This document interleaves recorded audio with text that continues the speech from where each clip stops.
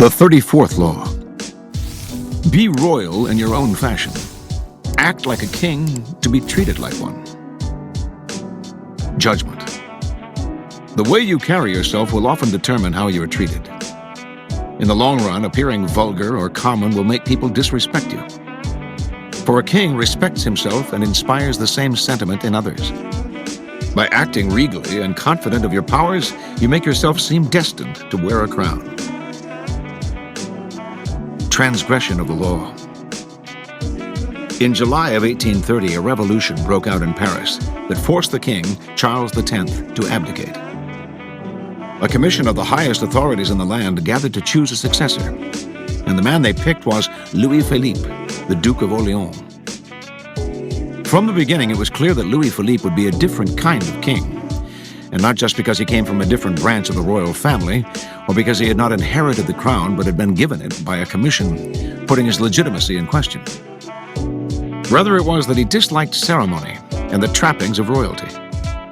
He had more friends among the bankers than among the nobility, and his style was not to create a new kind of royal rule, as Napoleon had done, but to downplay his status, the better to mix with the businessmen and middle-class folk who had called him to lead.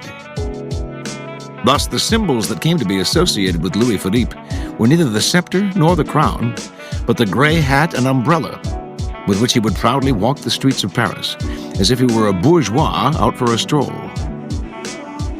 When Louis Philippe invited James Rothschild, the most important banker in France, to his palace, he treated him as an equal. And unlike any king before him, not only did he talk business with Monsieur Rothschild, but that was literally all he talked, for he loved money and had amassed a huge fortune. As the reign of the bourgeois king plodded on, people came to despise him. The aristocracy could not endure the sight of an unkingly king, and within a few years they turned on him. Meanwhile, the growing class of the poor, including the radicals who had chased out Charles X, found no satisfaction in a ruler who neither acted as a king nor governed as a man of the people. The bankers to whom Louis Philippe was the most beholden soon realized that it was they who controlled the country, not he, and they treated him with growing contempt. One day, at the start of a train trip organized for the royal family, James Rothschild actually berated him in public for being late. Once, the king had made news by treating the banker as an equal. Now the banker treated the king as an inferior. Eventually, the workers' insurrections that had brought down Louis Philippe's predecessors began to re-emerge, and the king put them down with force. But what was he defending so brutally? Not the institution of the monarchy, which he disdained, nor a democratic republic, which his rule prevented. What he was really defending, it seemed, was his own fortune and the fortunes of the bankers, not a way to inspire loyalty among the citizenry. In early 1848, Frenchmen of all classes began to demonstrate for electoral reforms that would make the country truly democratic. By February, the demonstrations had turned violent. To assuage the populace, Louis Philippe fired his prime minister and appointed a liberal as a replacement. But this created the opposite of the desired effect. The people sensed they could push the king around. The demonstrations turned into a full-fledged revolution, with gunfire and barricades in the streets. On the night of February 23rd, a crowd of Parisians surrounded the palace. With a suddenness that caught everyone by surprise, Louis Philippe abdicated that very evening and fled to England.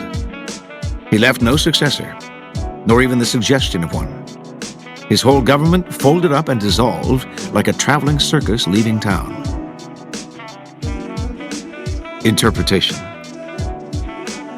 Louis Philippe consciously dissolved the aura that naturally pertains to kings and leaders. Scoffing at the symbolism of grandeur, he believed a new world was dawning, where rulers should act and be like ordinary citizens. He was right. A new world without kings and queens was certainly on its way.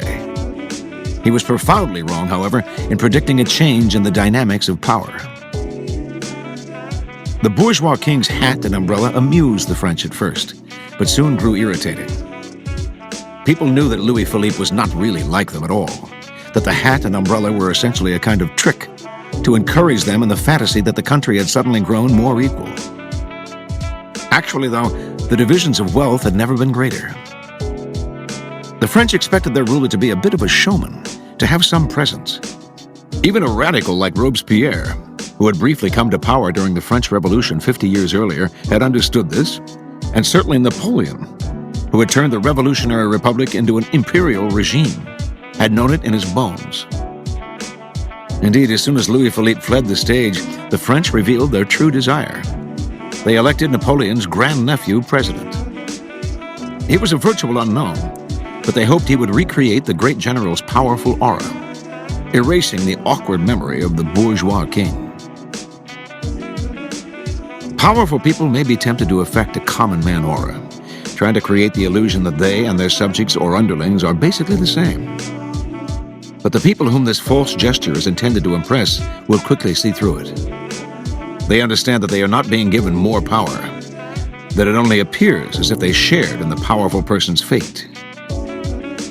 The only kind of common touch that works is the kind affected by Franklin Roosevelt, a style that said the president shared values and goals with the common people even while he remained a patrician at heart. He never pretended to erase his distance from the crowd.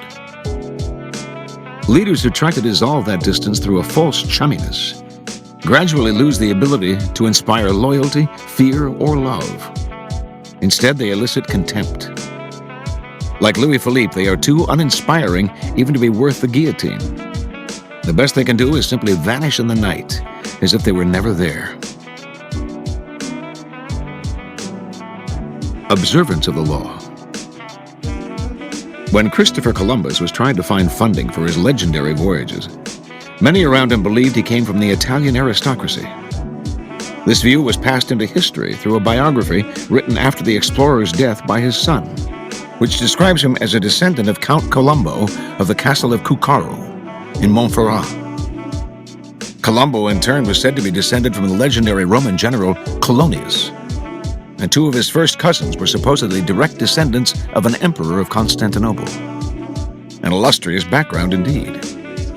But it was nothing more than illustrious fantasy, for Columbus was actually the son of Domenico Colombo, a humble weaver who had opened a wine shop when Christopher was a young man, and who then made his living by selling cheese.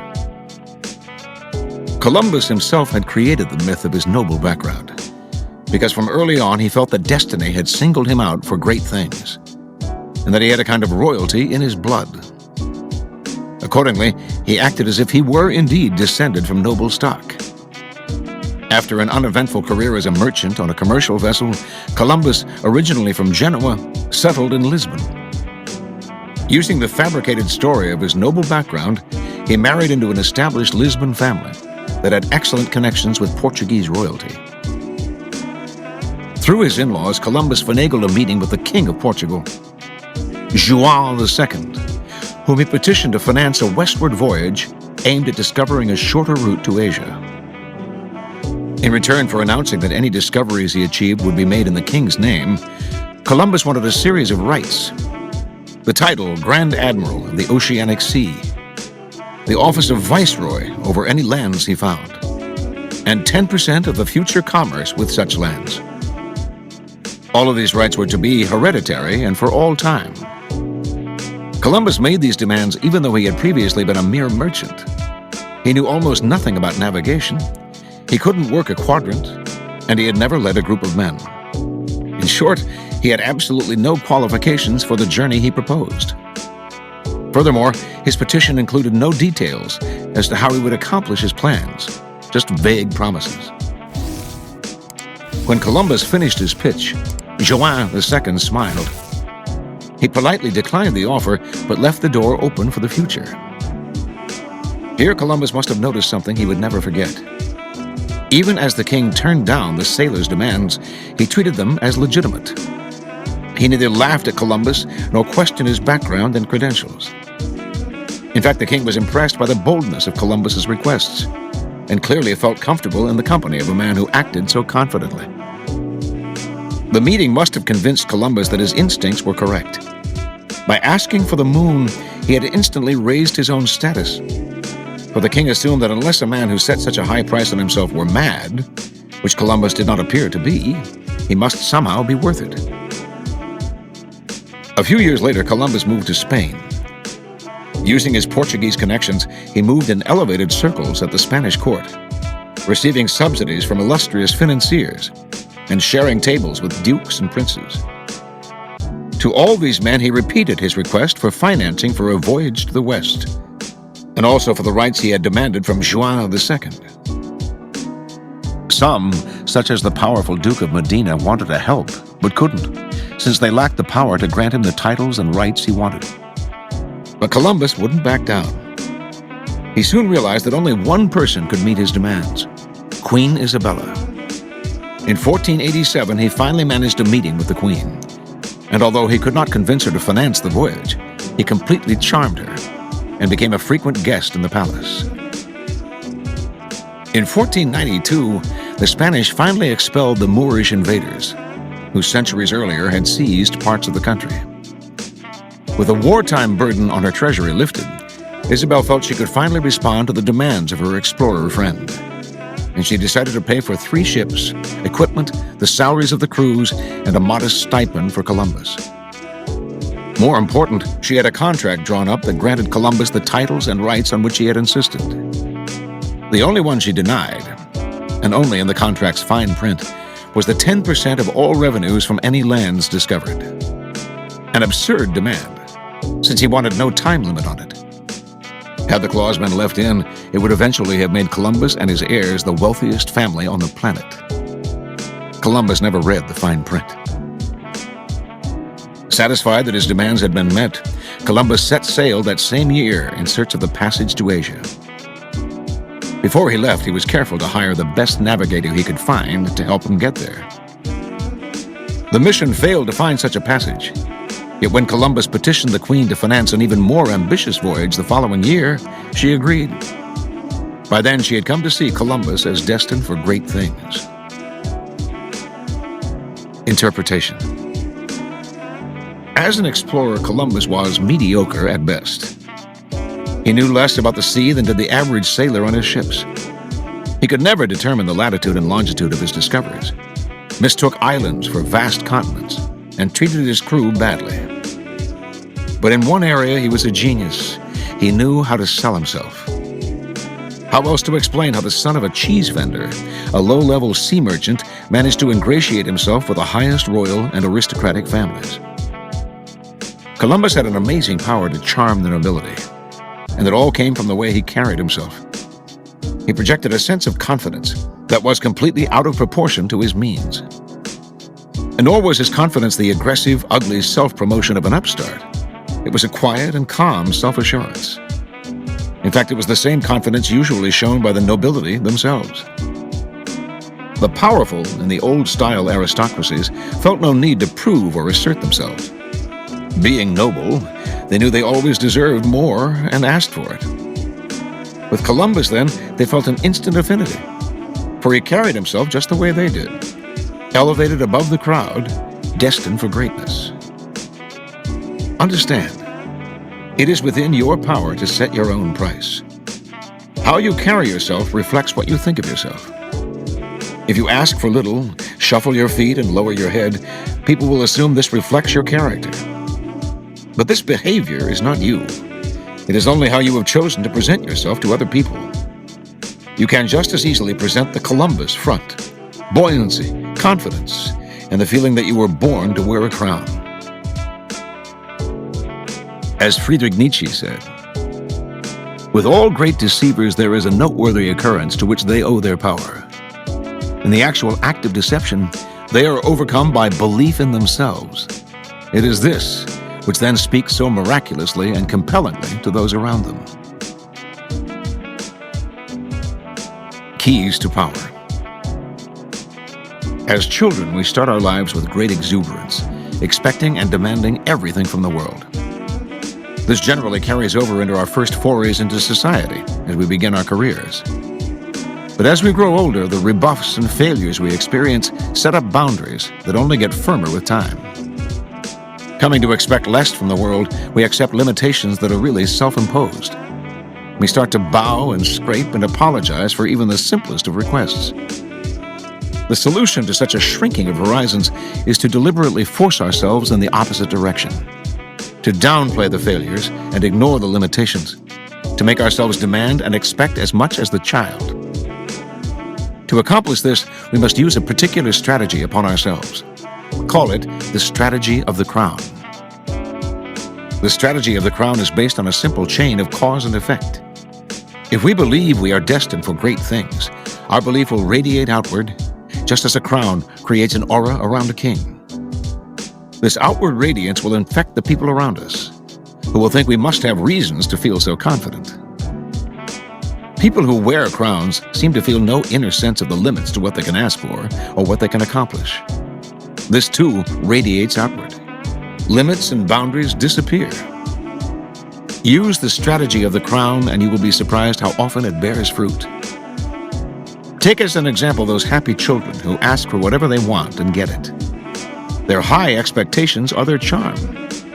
Adults enjoy granting their wishes, just as Isabella enjoyed granting the wishes of Columbus.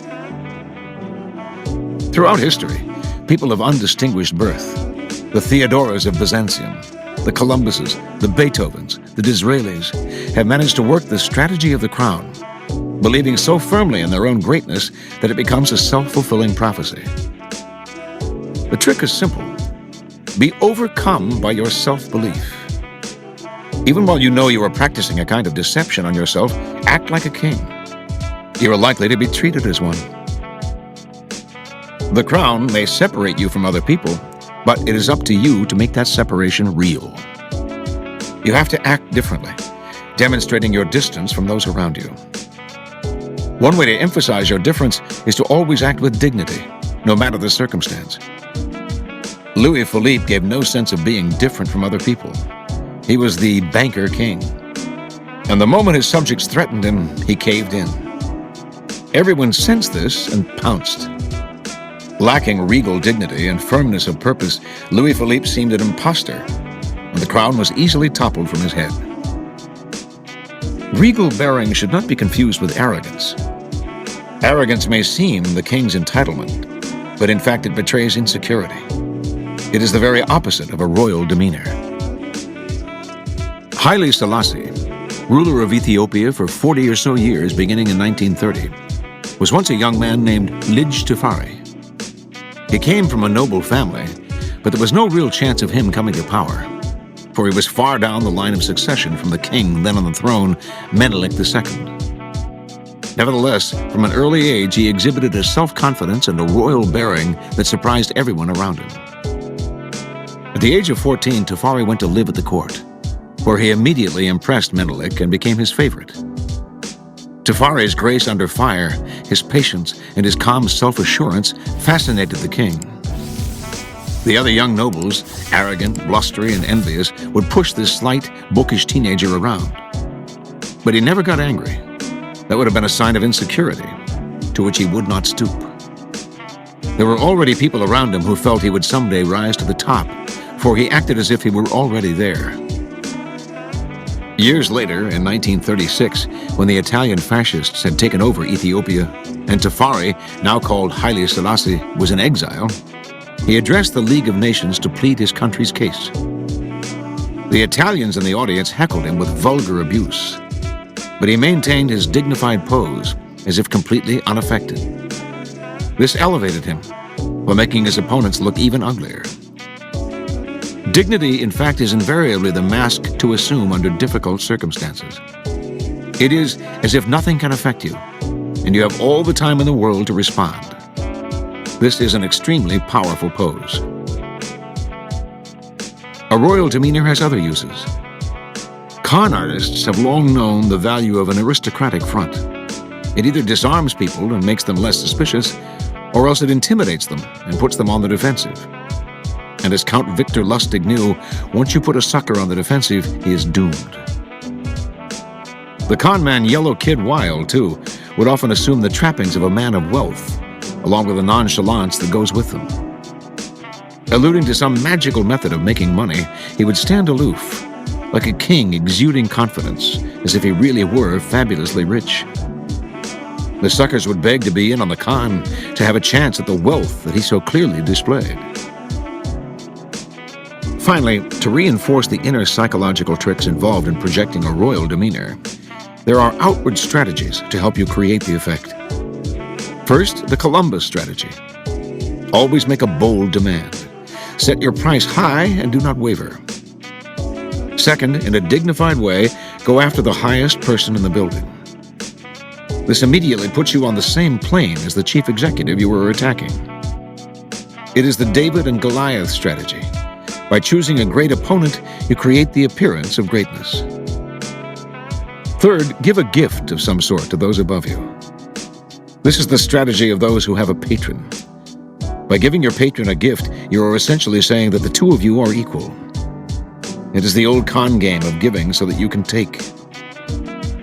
When the Renaissance writer Pietro Aretino wanted the Duke of Mantua as his next patron, he knew that if he was slavish and sycophantic, the Duke would think him unworthy.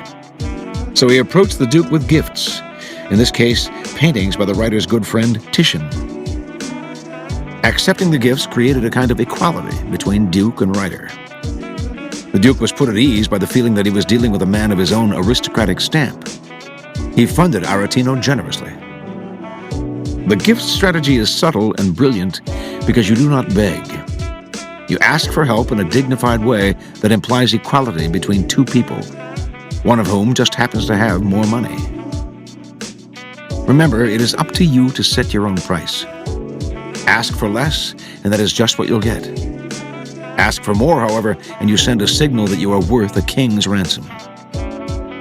Even those who turn you down respect you for your confidence, and that respect will eventually pay off in ways you cannot imagine. Reversal. The idea behind the assumption of regal confidence is to set yourself apart from other people. But if you take this too far, it will be your undoing. Never make the mistake of thinking that you elevate yourself by humiliating people. Also, it is never a good idea to loom too high above the crowd. You make an easy target. And there are times when an aristocratic pose is eminently dangerous. Charles I, King of England during the 1640s, faced a profound public disenchantment with the institution of monarchy. Revolts erupted throughout the country, led by Oliver Cromwell. Had Charles reacted to the times with insight, supporting reforms and making a show of sacrificing some of his power, history might have been different. Instead, he reverted to an even more regal pose, seeming outraged by the assault on his power and on the divine institution of monarchy. His stiff kingliness offended people and spurred on their revolts. And eventually, Charles lost his head, literally. Understand, you are radiating confidence, not arrogance or disdain. Finally, it is true that you can sometimes find some power through affecting a kind of earthly vulgarity, which will prove amusing by its extremeness. But to the extent that you win this game by going beyond the limits, separating yourself from other people by appearing even more vulgar than they are, the game is dangerous. There will always be people more vulgar than you, and you will easily be replaced the following season by someone younger and worse.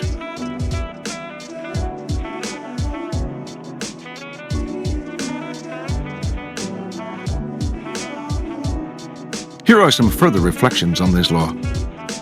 From Balthazar Gracian. Never lose your self-respect, nor be too familiar with yourself when you are alone. Let your integrity itself be your own standard of rectitude, and be more indebted to the severity of your own judgment of yourself than to all external precepts. Desist from unseemly conduct, rather out of respect for your own virtue than for the strictures of external authority. Come to hold yourself in awe, and you will have no need of Seneca's imaginary tutor. From the Histories by Herodotus. Hippocleides at Sicyon. In the next generation, the family became much more famous than before through the distinction conferred upon it by Clisthenes, the master of Sicyon. Clisthenes had a daughter, Agariste, whom he wished to marry to the best man in all Greece. So during the Olympic Games, in which he had himself won the chariot race, he had a public announcement made to the effect that any Greek who thought himself good enough to become Clisthenes' son-in-law should present himself at Sicyon within 60 days, or sooner if he wished. because he intended, within the year following the 60th day, to betroth his daughter to her future husband. Clisthenes had had a racetrack and a wrestling ring specially made for his purpose, and presently the suitors began to arrive, every man of Greek nationality who had something to be proud of either in his country or in himself. Clisthenes began by asking each of the numerous suitors in turn to name his country and parentage. Then he kept them in his house for a year to get to know them well, entering into conversation with them, sometimes singly, sometimes all together, and testing each of them for his manly qualities and temper, education, and manners. But the most important test of all was their behavior at the dinner table. All this went on throughout their stay in Sicyon, and all the time he entertained them handsomely. For one reason or another, it was the two Athenians who impressed Clisthenes most favorably. And of the two, Tysander's son, Hippocleides, came to be preferred. At last the day came which had been fixed for the betrothal, and Clisthenes had to declare his choice. He marked the day by the sacrifice of 100 oxen, and then gave a great banquet, to which not only the suitors but everyone of note in Sicyon was invited. When dinner was over, the suitors began to compete with each other in music and in talking in company. In both these accomplishments, it was Hippocleides who proved by far the doughtiest champion. Until at last, as more and more wine was drunk, he asked the flute player to play him a tune and began to dance to it. Now, it may well be that he danced to his own satisfaction. Clisthenes, however, who was watching the performance, began to have serious doubts about the whole business. Presently, after a brief pause, Hippocleides sent for a table. A table was brought, and Hippocleides, climbing onto it, danced first some Laconian dances, next some Attic ones, and ended by standing on his head and beating time with his legs in the air. The Laconian and Attic dances were bad enough, but Clisthenes, though he already loathed the thought of having a son-in-law like that, nevertheless restrained himself and managed to avoid an outburst. But when he saw Hippocleides beating time with his legs, he could bear it no longer. "Son of Tysander," he cried, "you have danced away your marriage."